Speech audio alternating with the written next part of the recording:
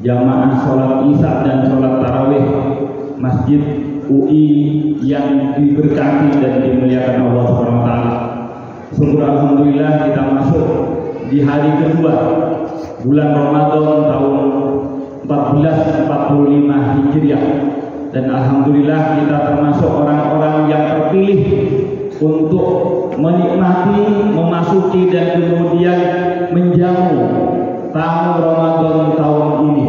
Mudah-mudahan kesempatan ini bukan hanya tinggal kesempatan, tapi mari kita sama-sama isi Ramadan ini dengan berbagai hal yang menghiasi sehingga kemuliaan Ramadan benar-benar menjelma kepada kita. Rasulullah SAW bersabda, "Man shoma Ramadana imanan wahtisaban ghufira lahu min dzambi." Yang artinya barang siapa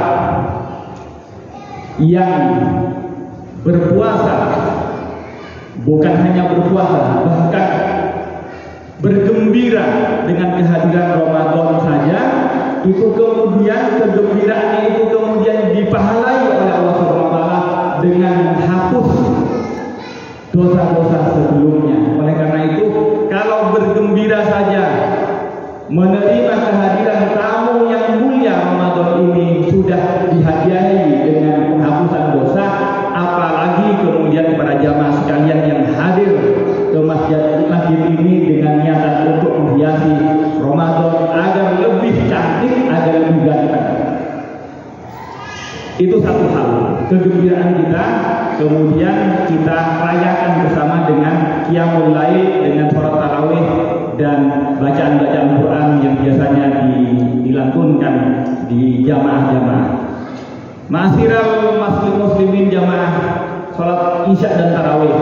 Pertanyaannya sesungguhnya 5 rukun yang diwajibkan kepada umat Islam, mulai syahadat asyhadu an la ilaha illallah wa asyhadu anna muhammadan abduhu wa rasuluh, pernyataan kita bertuhan kepada Allah dan mengakui Muhammad sebagai Rasulullah. Itu adalah itikat nyambungnya kita berbaiat, berjanji kepada Allah. Kedua, sholat, mulai sholat isya, kemudian kita sambung dengan sholat tarawih. Apa sesungguhnya makna sholat itu? Makna sholat sesungguhnya setiap sholat, mau apapun sholatnya, pasti dibacakan yang pertama adalah suratul Fatihah, alhamdulillahirabbil alamin. Artinya pernyataan kesyukuran, pernyataan syukur. Syukur karena apa? Karena apapun yang harus kemudian kita syukuri. Alhamdulillah kita disyukuri, dihidupkan. Dihidupkan di mana? Di Indonesia. Di Indonesia yang bagaimana? Yang kebebasan beragamanya, mau sholat, mau ngaji, mau zikir dan apapun dibebaskan. Itu kemudian kesyukurannya. Bahkan kemudian yang perlu menjadi perhatian ketika sholat yang utama adalah mi'rajnya mukmin kepada Allah Subhanahu wa taala. Apa pernyataan kita pada saat kita bermi'raj kepada Allah Subhanahu wa taala? At-tahiyyatul mubarakatus salawatut thayyibatu lillah. Kami menyampaikan penghormatan paling luhur kepada Allah Subhanahu wa taala. Artinya mengakui bahwa kita menghadap dengan mengakui ke segala kehormatan dan penghambaan kita kepada Allah Subhanahu wa taala. Itulah sholat.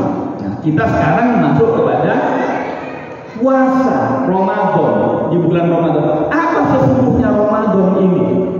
Ramadan ini tidak lain, tidak bukan tadi kalau syahadat atau pernyataan beritikat, berbaiat, berjanji dan mengakui ketuhanan Allah Subhanahu wa taala dan kerasulan Muhammad SAW. Kemudian hubungannya itu di maintain, dirawat, dikoneksikan dengan apa? Dengan sholat.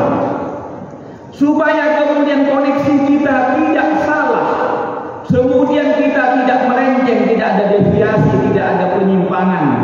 Maka kemudian kebutuhan untuk menjaga diri agar tidak menyimpang, itulah kebutuhan kita berpuasa. Kenapa Pak kok kemudian caranya dengan berpuasa?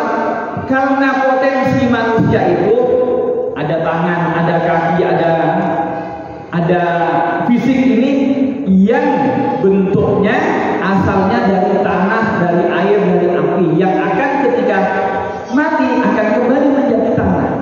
Tapi apa yang kemudian di luar fisik kita yang kemudian menjelma di tubuh kita? Pertama fisik, yang kedua kemudian akal. Pikiran kita yang katanya memorinya ada di otak, tapi sesungguhnya otak itu hanya nyimpen memori. Tapi kemampuan kita berpikir ingin meningkatkan ini itu adalah di otak. Tapi otak itu netral. Yang ingin meningkatkan, ingin itu, ingin ini, ingin ke langit, ingin ke bumi, ingin ke bulan, itu nafsu. Pingin hidup, makan. Supaya lebih meningkat, kerja. Supaya kerja, tambah banyak gajinya, naik pangkat dan lain-lain. Itulah nafsu. Nafsu tetapi karena mendorong manusia, maka nafsu itu ada yang dimensi yang nafsu yang mendorong pada kebaikan, ada dimensi yang mendorong kepada kejelekan. Kita akan bicara pada dimensi yang jelek, yang karenanya kemudian perlu ditahan, perlu dikendalikan, perlu dikontrol dengan puasa. Maka dimensi nafsu yang mendorong manusia itu, dimensi nafsu yang pertama adalah nafsu lawwamah. Dimensi nafsu kebiologisan. Nah, orang-orang teman-teman dari MIPA, dari kedokteran tahu apa nafsu biologis itu. Ingin apa? Ingin hidup, butuh makan. Haus, butuh minum. Butuh reproduksi, butuh berpasangan, kawin. Itulah nafsu lawwamah yang ditanamkan bukan hanya kepada manusia, tapi juga kepada hewan binatang. Hewan punya nafsu untuk makan, untuk minum, untuk berhubungan badan, untuk bereproduksi. Maka kalau kemudian jasadnya manusia punya nafsu selintas, satu bagian satu dimensi, sama dengan binatang. Bahkan kadang lebih parah, lebih maunya lebih banyak dari binatang. Itu yang disebut nafsu lawwamah. Yang kedua, karena waktunya mepet hanya 10 menit, maka saya harus berkejar-kejaran dengan waktu, dan karenanya saya juga akan menjelaskan hanya 3 yang perlu kemudian kita kendalikan. Nah, nanti supaya di akhir puasa kita kemudian mengevaluasi apakah sebulan kita kemudian berpuasa telah mampu mengendalikan 3 nafsu ini. Pertama, nafsu lawwamah, nafsu biologis.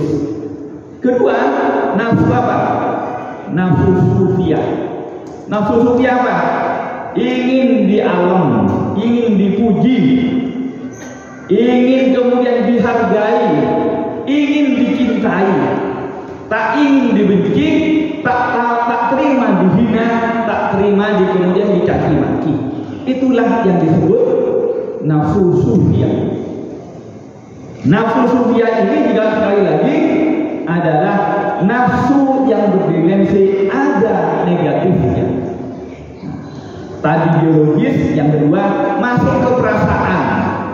Perasaan ingin, makanya ingin berbuat, bukan hanya berbuat, bahkan kemudian nafsu sufiyah ini masuk kepada perbuatan-perbuatan fisik yang sesungguhnya secara fisik, secara formil itu baik.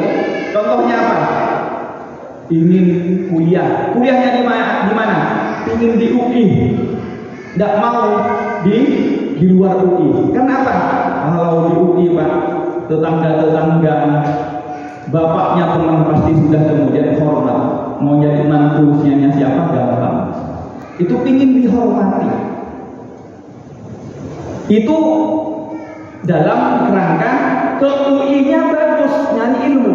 Tapi kemudian dimensi lain dari non fisik, non formilnya di dalam menuntut ilmu, tapi ingin dipuji. Ingin dipuji. Kemudian ini Ramadan senang baca Al-Quran, baca Al-Qurannya kemudian dibagus-bagusin. Untuk apa? Supaya didengar oleh mertua. Kalau belum mertua, calon mertua. Supaya apa?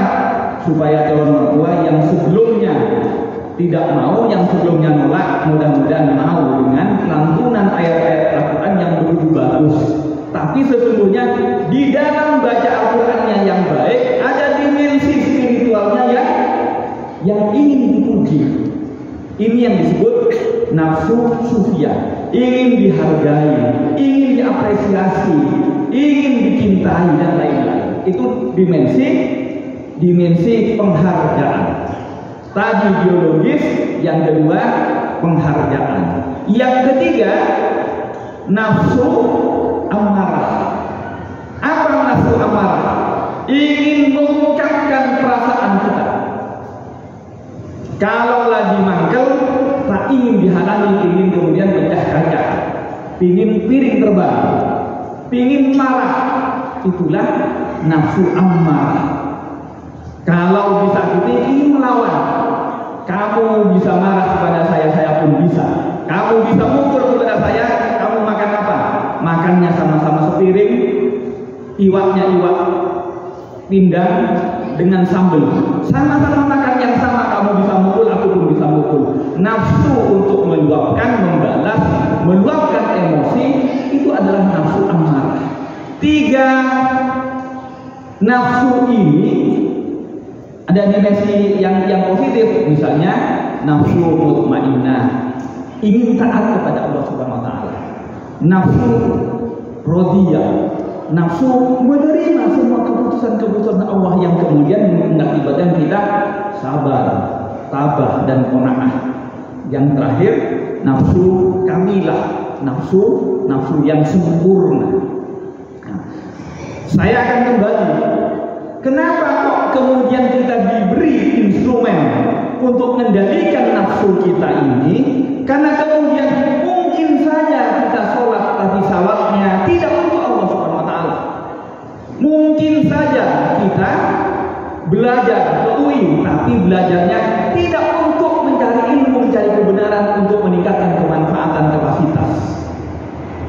Artinya apa?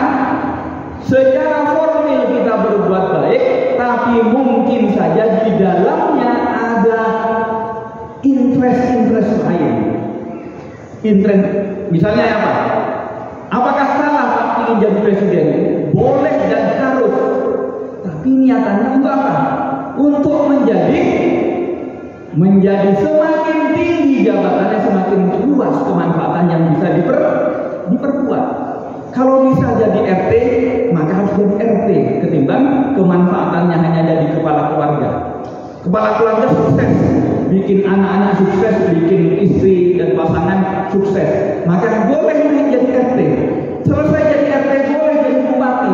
Selesai jadi bupati boleh jadi menteri, jadi presiden.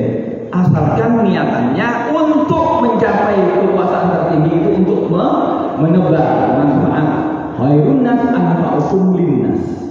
Asalkan niatannya untuk menyebarkan manfaat. Nyari ilmu tidak salah. Asalkan apa? Mau jadi ilmu teknologi informatika boleh. Asalkan tidak kemudian nyari, oh saya kalau dengan pinter IT Pak bisa jadi hacker. Jadi hacker bisa jebol rekening bank dan lain-lain. Nah, itu yang kemudian salah. Itu semua kenapa kemudian dikendalikan dengan instrumen ataupun cara berpuasa?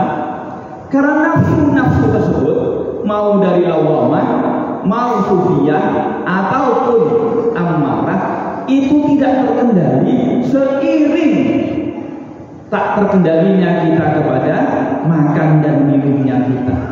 Oleh karena itu, kalau sudah kemudian makan minumnya tak terkendali, nafsunya tak terkontrol, maka kemudian yang mampu mestinya punya kekuatan, punya fisik yang sehat untuk taat, maka kemudian tergeser, bisa deviasi, bisa nyimpang karena nafsu tersebut. Oleh karena itu, jamaah sekalian, ibu-ibu maupun bapak-bapak dan adik-adik sekalian, mari sekali lagi kita tingkatkan bahwa kualitas puasa kita bukan hanya sekedar menahan makan, minum, berhubungan badan dan hal-hal yang melanggar ataupun membatalkan puasa dari terbitnya fajar sampai terbenamnya matahari. Kalau mungkin kita kemarin begitu, mari kita tingkatkan bahwa puasa kita selain kemudian memenuhi kewajiban, selain kemudian memenuhi sudah tidak dihisab karena tidak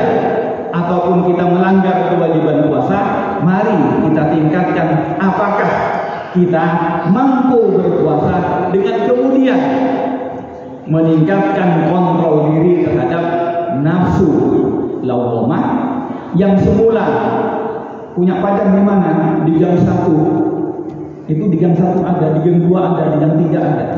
Nafsu untuk kemudian meluapkan ataupun mengekspresikan nafsu biologis itu kita kendalikan.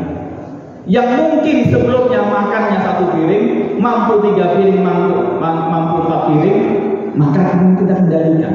Bahkan mungkin nanti kalau Anda sudah jadi pejabat, yang dimakan bukan lagi sepiring. Yang sepiring itu ternyata bukan hanya nasi, bahkan aspal beton, bahkan kemudian anggaran yang mestinya untuk berjuta-juta rakyat Anda habisi sendiri. Itu karena apa? Itu karena ekspresi dari nafsu lawwamah. Untuk makan yang semula 1 piring tak cukup, tapi kemudian beranggaran-anggaran berkeliling. Ini yang penting yang mari kita sama-sama tingkatkan, bahwa puasa kita adalah untuk mengendalikan diri kita. Sepanjang diri kita kemudian menyadari ini, maka mudah-mudahan Ramadan tahun ini terlewati dengan kemudian meningkatkan kualitas keimanan dan ketakwaan kita, sebagaimana dijanjikan di ayat 184 Al-Baqarah, bahwa tidak lain tidak bukan puasa diwajibkan kepada orang-orang beriman untuk meningkatkan ketakwaan kita. Dan ketakwaan itu salah satu cirinya, salah satu indikatornya adalah kemampuan mengontrol, kemampuan berhati-hati terhadap nafsu kita masing-masing. Itu saja yang dapat kami sampaikan. Mudah-mudahan sekali lagi puasa tahun ini diterima oleh Allah SWT. Kita hiasi dengan iman, dengan ibadah, dan kemudian hiasan-hiasan yang lebih meningkatkan kualitas Ramadan kita. Bukan hanya tarawih, mungkin yang bisa bersedekah-sedekah, tak punya uang dengan senyum itu adalah bagian dari sedekah. Tak mampu bantu dengan uang, dengan tenaga dan lain-lain. Itu yang mari kita hiasi Ramadan ini dengan kualitas yang lebih meningkat. Itu saja yang dapat kami sampaikan. Mudah-mudahan yang sedikit mengantarkan kualitas Ramadan kita dihiasi dengan kontrol yang lebih baik lagi. Akhirul kalam, wallahu muwaffiq ila aqwamit thariq. Wassalamualaikum warahmatullahi wabarakatuh.